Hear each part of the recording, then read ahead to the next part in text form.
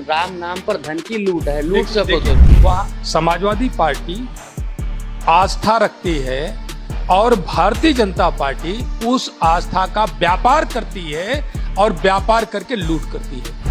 एक एक ईंट में घोटाला हुआ। नंदन लोढ़ा ने 5 लाख प्रति बिस्वा जमीन लिया और आज की तारीख में उनका विज्ञापन आप देख लो तो 1,70,00,000 पर बिस्वा जमीन वो बेच रहे हैं। कांधा गौशाला में एक प्रताप हाइट्स नाम की जो ब्लैक लिस्टेड कंपनी है, उसने भूसा घोटाला किया, चारा घोटाला किया।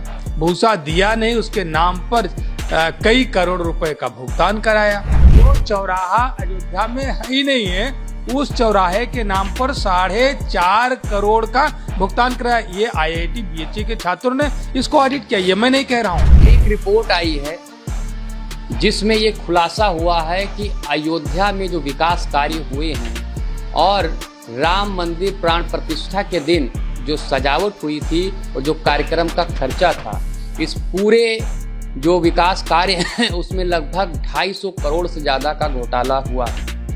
इसको लेकर समाजवादी पार्टी और आम आदमी पार्टी ने मोर्चा खोल दिया है और ये दावा किया है कि इससे भी बड़ा घोटाला अयोध्या में हुआ है। हमारे साथ बात करने के लिए समाजवादी पार्टी के सीनियर नेता, विधानसभा में उप सचेतक RK वर्मा हैं। सर, अयोध्या जो कि ड्रीम माना जाता था भाजपा का, उसके नाम पर चुनाव भी था, नारा भी था, बहुत बड़ी बड़ी भीड़ भी आई।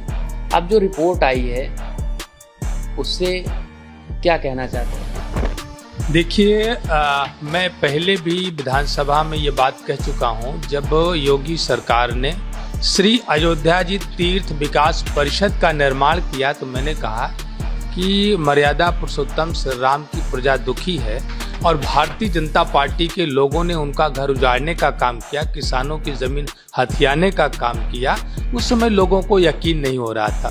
अभी जो स्थानीय निधि लेखा परीक्षा ने जो ऑडिट किया तो ऑडिट में ये बात सामने आई कि जो किसानों की जमीन की बात मैं कर रहा था, एक अभिनंदन लोढ़ा जब अयोध्या विकास प्राधिकरण ने किसानों की जमीन लेने के लिए अधिसूचना जारी करी। अमूमन नियम यह होता है कि अधिसूचना जारी करने के बाद कोई भी किसान किसी दूसरे को जमीन नहीं बेच सकता है, लेकिन उन जमीनों को अभिनंदन लोढ़ा ने लिया और लेने के बाद जो है कायदे से अगर ले भी लिया तो प्राधिकरण को उसको जमीन ले लेना चाहिए था, लेकिन अभिनंदन लोढ़ा ने 5 लाख प्रति बिस्वा जमीन लिया और आज की तारीख में उनका विज्ञापन आप देख लो तो 1,70,00,000 पर बिस्वा जमीन वो बेच रहे हैं।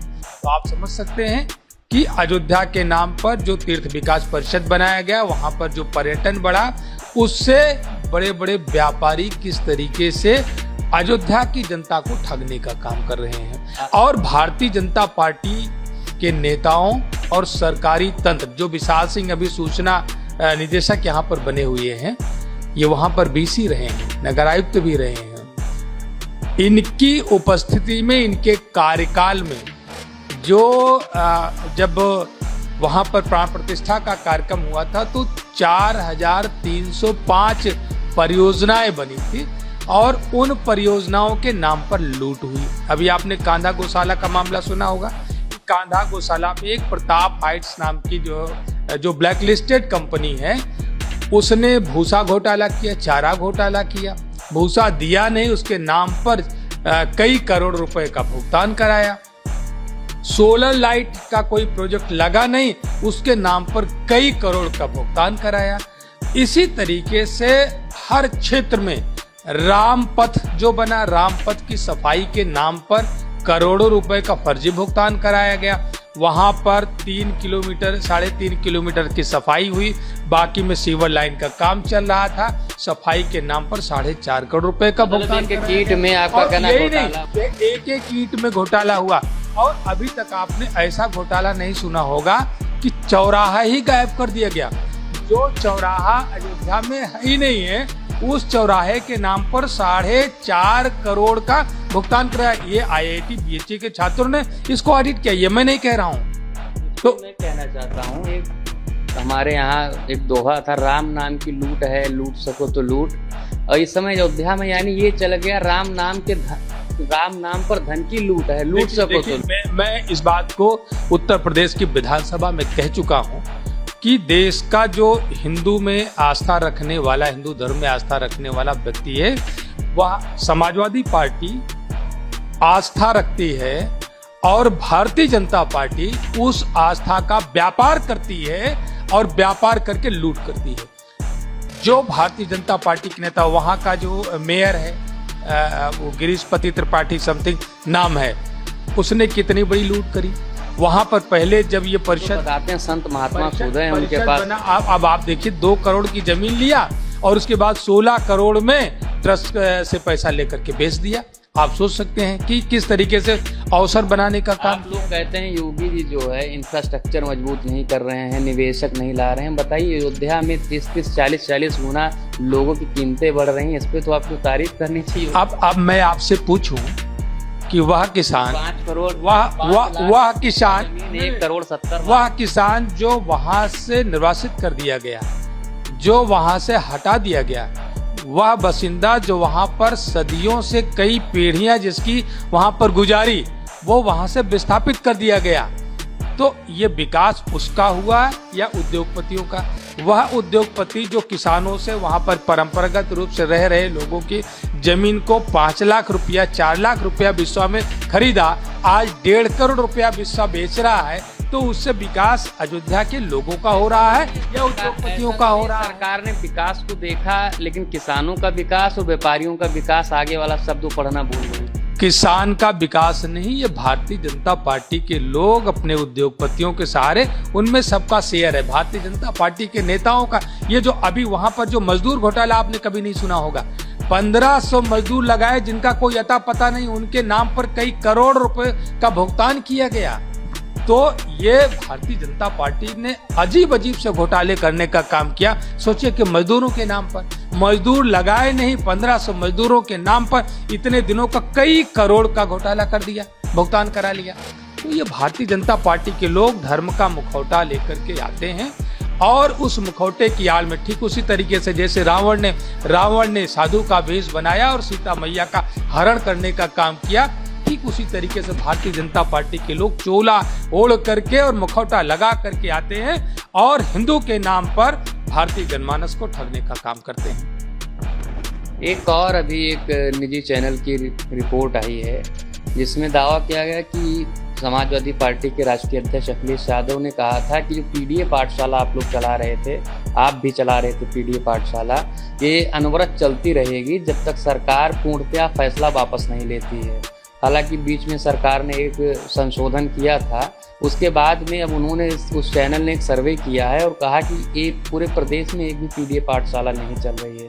तो क्या कोई घोषणा भी नहीं हुई राष्ट्रीय अध्यक्ष की तरफ से और पीडीए पाठशाला बंद कैसे हो? नहीं, देखिए, पहले तो आप सब लोगों को माननीय राष्ट्रीय अध्यक्ष अखिलेश यादव जी के प्रति आभार प्रकट करना चाहिए कि उन्होंने उत्तर प्रदेश के 27,000 प्राथमिक और उच्च प्राथमिक विद्यालयों को बचाने का काम किया। हम सब लोगों ने सड़क पर जाकर के लोगों की बस्तियों में जाकर के पाठशालाएं चलाई और जिसका परिणाम रहा कि सरकार ने अपने फैसले को पलटा, बदला और आज मेरे ऊपर मुकदमा हुआ। लेकिन हम मुकदमे से डरने वाले लोग नहीं, बंद करके दिखा दे।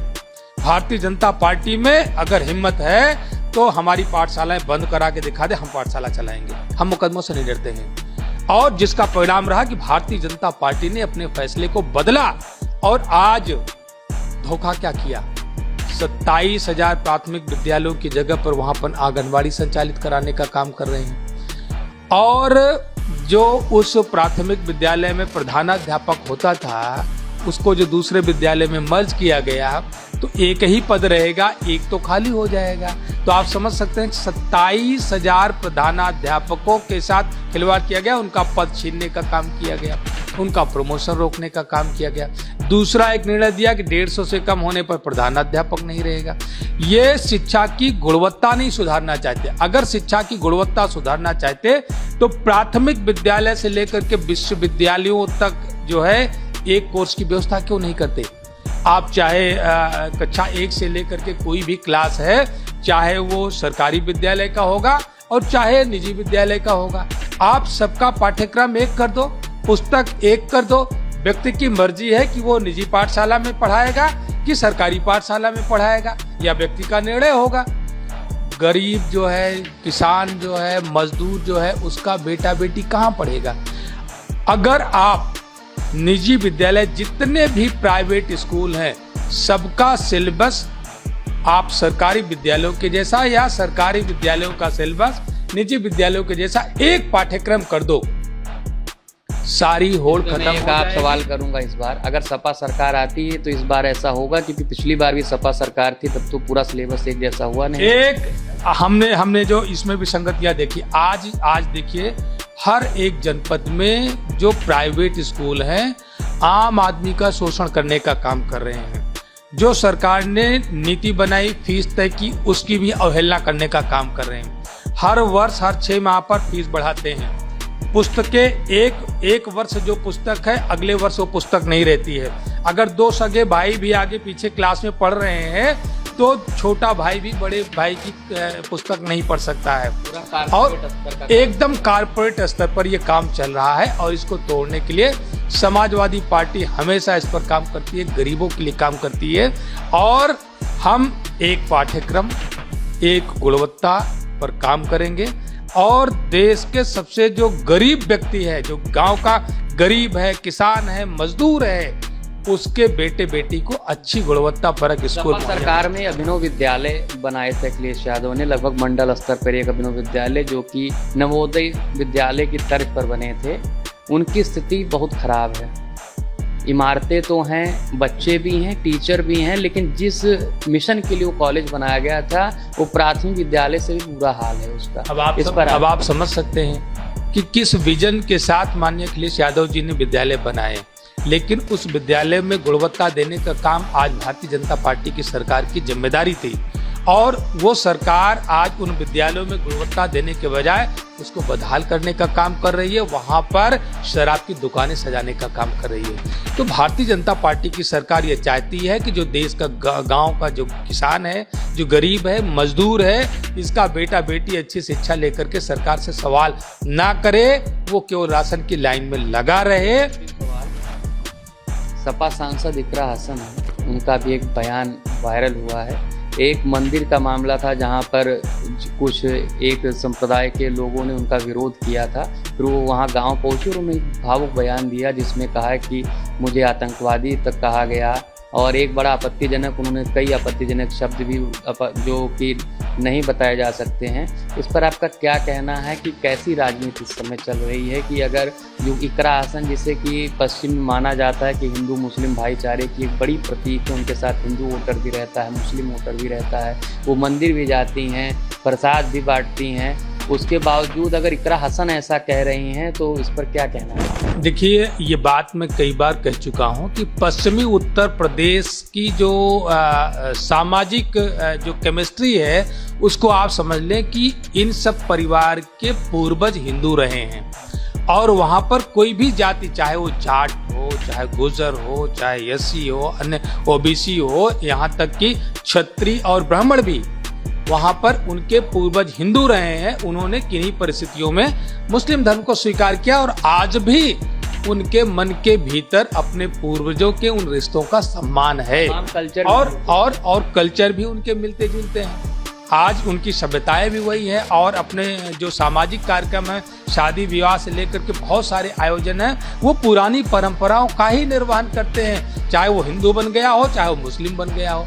लेकिन यह भारतीय जनता पार्टी सांप्रदायिक बंटवारा करके अपनी राजनीतिक रोटी सेकने का काम कर रही है, और ऐसे राजनीतिक शख्सियत जो एक धर्म निरपेक्षता की भावना को लेकर के समाज में जाती हैं और एक अच्छा जाति और मजहब के बीच में भाईचारा बनाने का प्रयास करती हैं, उन पर सत्ता पोषित अपराधियों के द्वारा इस तरीके के कमेंट्स किए जाते हैं, जिससे वो आहत है।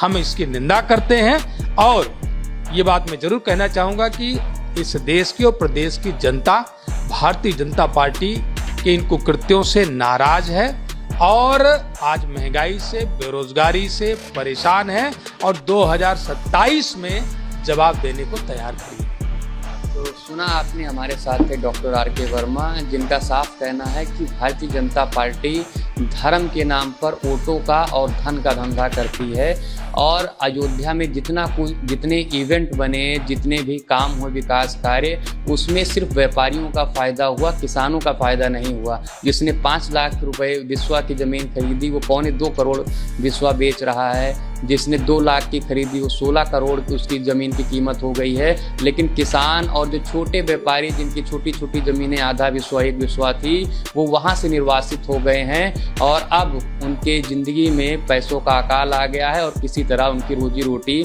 चलाना मुश्किल हो गया है। वहीं शिक्षा को लेकर उन्होंने कहा है कि शिक्षा का कोई भी नया मॉडल भारतीय जनता पार्टी के पास नहीं है।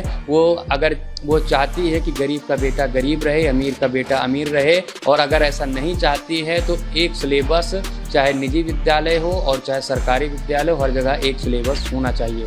कैमरामैन आलोक के साथ तरुण मिश्रा, NTTV भारत। देश दुनिया की ताज़ा तरीन खबरों से रूबरू होने के लिए सब्सक्राइब कीजिए आपका अपना चैनल NTTV भारत।